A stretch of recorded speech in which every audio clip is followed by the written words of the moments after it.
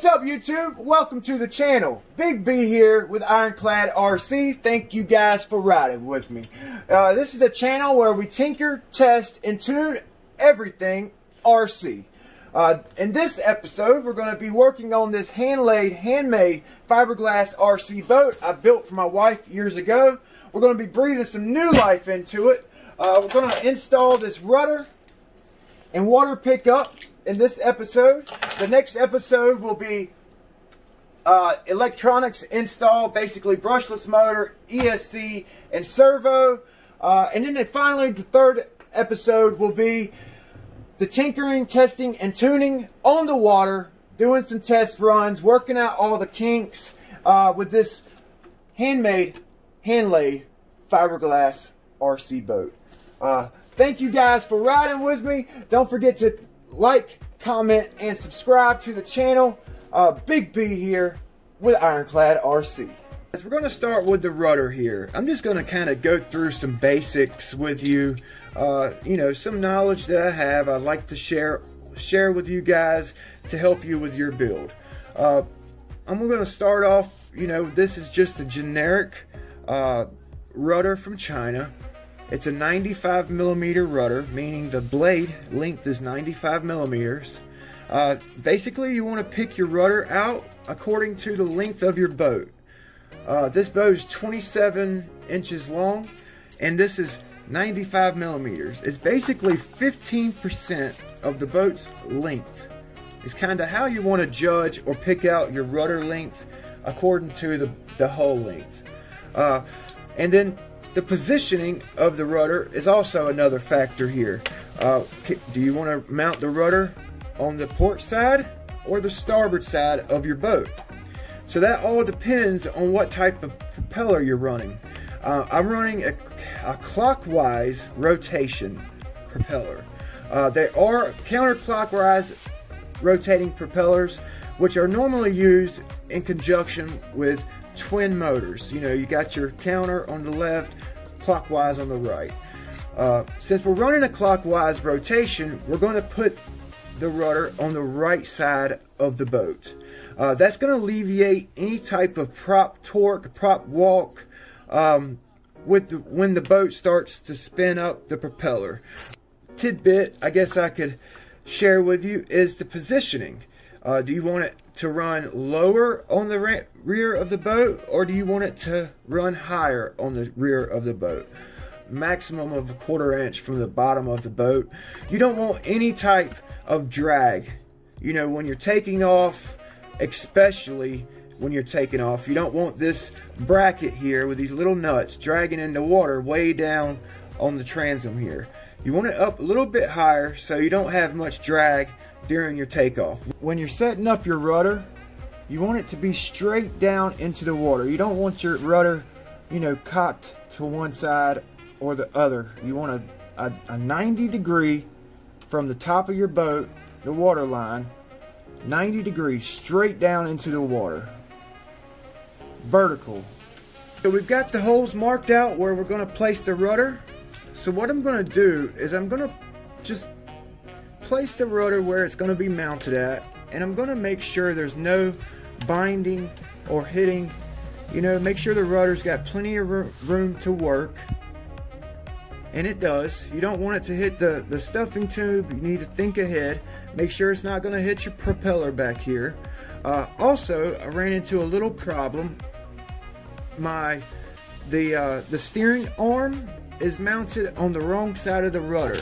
Now I want this steering arm on the port side because my servo is going to be mounted here, and we're going to have our servo rod running through the hull. Now this is the wrong side, so most rudders have an adjustable steering arm. You can put it on the port or starboard side, and I just loosened up this little grub screw here, and I reversed the steering lever. Now that's going to give me perfect steering geometry from here to my servo, basically a straight shot. You need to think about all that ahead of time before you drill your holes. Once you drill the holes, that's it. There's no turning back, basically. So I've got mine marked where I want it. We're going to drill the holes next.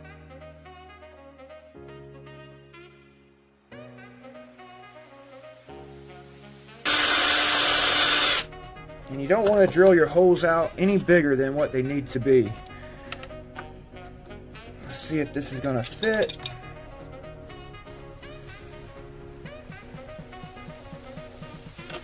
Oh yeah. Got the epoxy out. I'm going to go ahead and take my screws out of the rudder and get everything kind of prepped up for the epoxy. Now you could use a lot of different types of sealers. You know, you've got 5-minute epoxies, 30-minute, 24-hour epoxies. You can use silicone.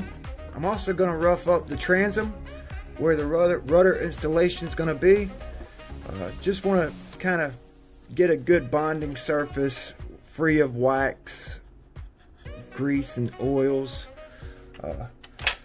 Using a 5-minute epoxy here. Just gonna put a little bit in my dish. I want to get it in the holes because I don't want my wood to get wet.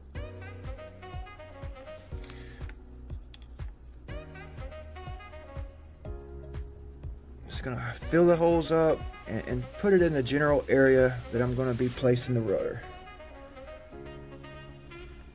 I want a nice tight waterproof bond. I've got some pretty good sized washers here that I'm going to be placing on the inside. Put your big washer on first.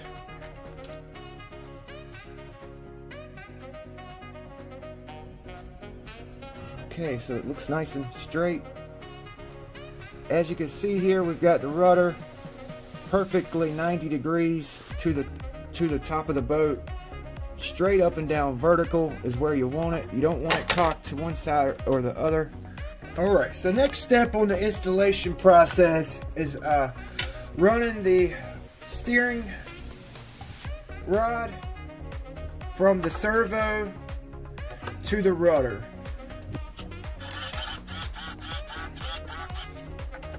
Alright, got the servo in the boat. It's not quite mounted up yet. I just sat it in there. I got a battery pack to power it, so we have power to the servo and we can see kind of what's going on with our rudder setup. I've got to drill a hole in the transom here to mount this steering rod and its sheath that it's going to move in. Now I do have steering boots for the steering rod, but the hole's a little bit too big, so I'm going to have to order new boots, which is no problem. This will get us started and headed in the right direction. So I want to try to get a good geometry. I don't want a big bend in my rod.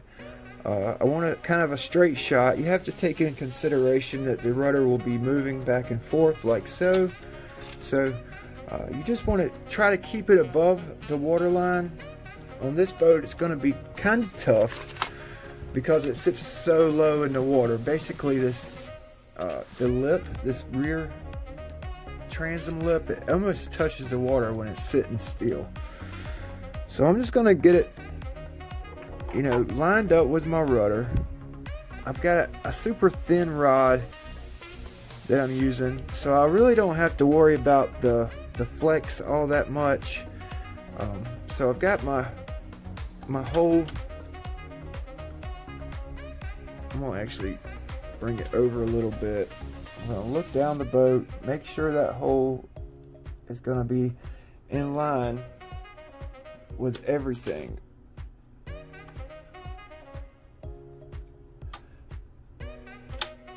You want to take your time with this. Make sure you got all the geometry right.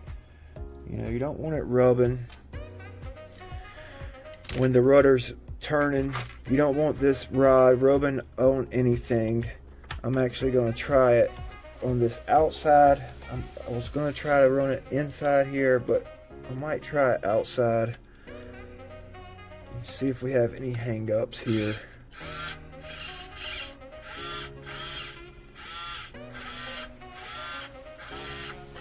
Okay, that looks pretty good. Alright, want to see what size hole I need to drill. I want to keep this hole nice and tight. So this is 1/8 of an inch, 3.18. Alright, that looks like it's going to be it. Now,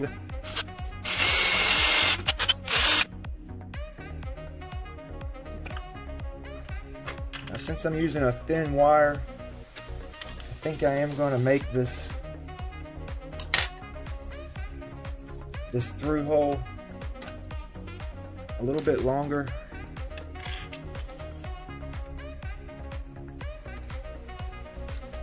Let's see if this is going to work.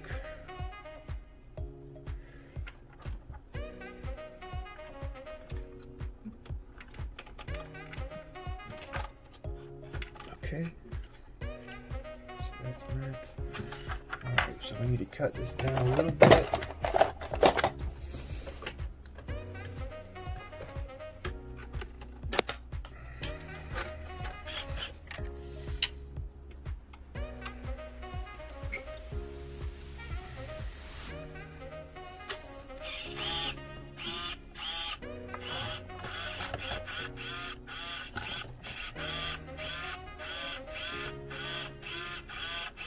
Alright, yeah, so I left this sheath for the steering linkage rod kind of long because this is a really thin wire and there is a lot more pressure on this rudder back here than you guys realize.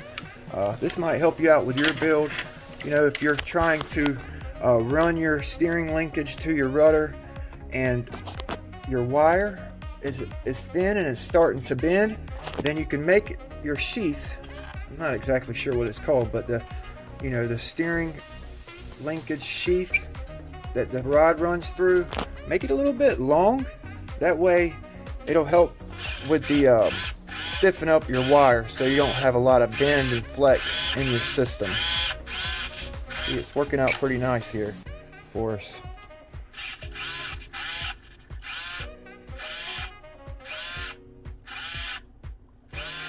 So we will be drilling out this water pickup, and I'll show you how to do that, but we're not going to do it in this video.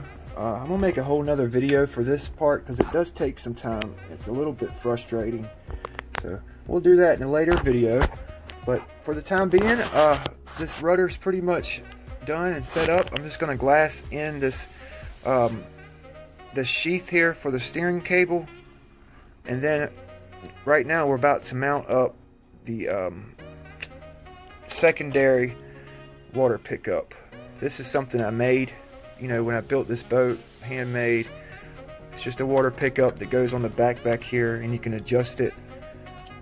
I usually just use like a piece of shrink wrap in the middle right here. Once I get it set to where I want it, I'll put a piece of shrink wrap and heat it up, and it keeps it in place.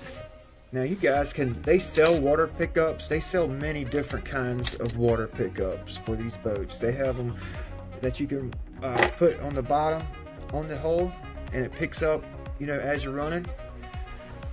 They also sell them like this style here, and you know, you just kind of bolt it onto the transom. They also have ones that you can run off of your rudder that will pick up the water. And then you can buy a dual pickup rudder as well. We don't want any water to get in, so we're going to use the epoxy.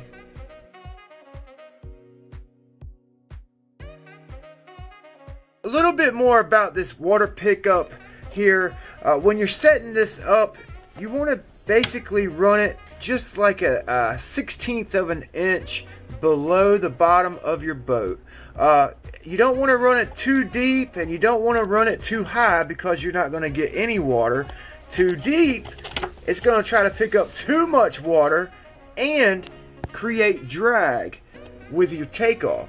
So basically set it up just below the bottom of the boat. It's going to be best, and anything farther than that, you're going to be creating way too much drag, and it's going to do nothing but slow you down.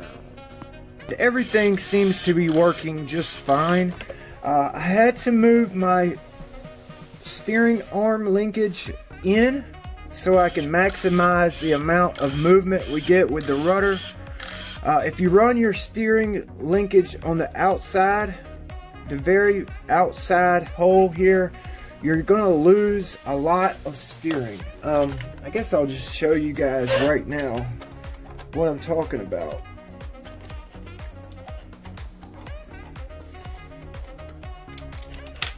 Okay, so you see how much steering we're getting now? Quite a bit of throw. If we move this to the inside link, you're not going to get nowhere near as much throw when it's on the outside. So I moved it to the inside hole here, and that gives us maximum steering angle for this boat. D-U-N duh. We're done with this segment of the 3-part series. We got the motor and ESC install next. So ring the bell to get notified. Yep, it came out nice. Came out really good, you guys. Thank you guys for watching. Don't forget to like, comment, and subscribe. Here with Big B, Ironclad RC. Out.